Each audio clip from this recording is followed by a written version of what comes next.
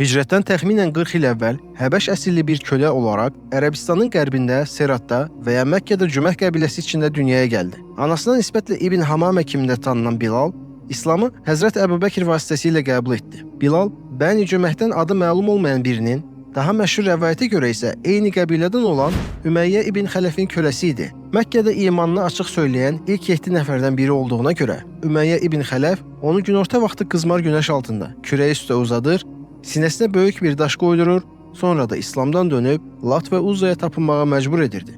Lakin o hər dəfə Rəbbim Allahdır, o təkdir deyərək bu dözülməz işgəncəyə imanla qarşı gəlirdi. Həzrət Peyğəmbər sallallahu aleyhi və səlləm onun belə işgəncə görməsinə son dərəcə kədərlənirdi. Həzrət Əbubəkir müsəlman olmayan güclü bir qaradərili köləni verərək Bilalı Ümeyyə ibn Xələfin əlindən xilas edib azad etdi. Bəzi rəvayətlərdə onu pulla satın alıb azad etdiyi də qeyd olunur.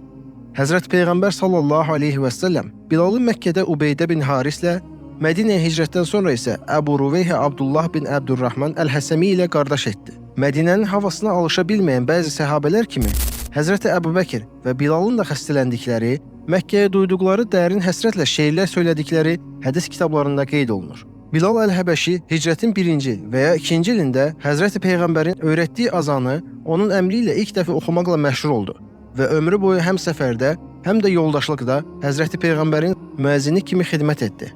Səhər azanını çox erkən oxuyan Bilal bu azana "Əs-salatu xayran minan-nawm" namaz yuxudan xeyirlidir cümləsi əlavə etmiş, bu da Həzrət Peyğəmbəri məmnun etmiş və həmin ifadəni hər səhər azanında təkrarlamasına icazə vermişdi. Bilal başda Bədr olmaqla Həzrət Peyğəmbərin bütün döyüşlərində iştirak etdi. Bədirdə əsir alınan Ümeyyə ibn Xələfi görüncə, budur küfrün başı, əgər o xilas olsa, mən ölərəm deyərək onun öldürülməsini təmin etdi. Məkkə fəth olunduğu gün Həzrət Peyğəmbərlə birlikdə Kəbənin içinə girdi və Rasulullahın əmri ilə Kəbənin damına çıxıb fəth azanını oxudu. Bilal Əl-Həbəşi ömrü boyu Həzrət Peyğəmbərin yanından ayrılmadı. Vəda həccində də iştirak etdi. Onun üçün dəstəmaz suyunu gətirmək, sütrə kimi istifadə edilən kiçik nizəni hərbə daşımaq, şəxsi ehtiyaclarını qarşılamaq və bir sıra vəzifələrdə çalışdı. Geniş yayılan rəvayətə görə Həzrət Peyğəmbərin vəfatından sonra Bilal azan oxumadı. Həzrət Peyğəmbərin ona "Ey Bilal, Allah yolunda cihaddan daha fəzilətli əməl yoxdur" dediyini xatırladıb Şama getmək üçün Həzrət Əbubəkirdən icazə istədi. Lakin xəlifənin israrı üzərinə Mədinədə qaldı. Həzrət Ömər xəlifə olunca Mədinədən ayrılıb Şamda bir çox şəhər və bölgənin fəthində iştirak etdi. Uca boylu, arıq və büzüşük üzlü, biraz qamətli, gür və ağarmağa meyilli saçlı qaradərili idi. Bir dəfə Həzrət Peyğəmbər ona "Bu gecə cənnətdə ayaqqabılarının səsini eşitdim" deyərək cənnətlik olduğunu müjdələmiş və bu dərəcəni hansı əməli ilə qazandığını soruşmuşdu.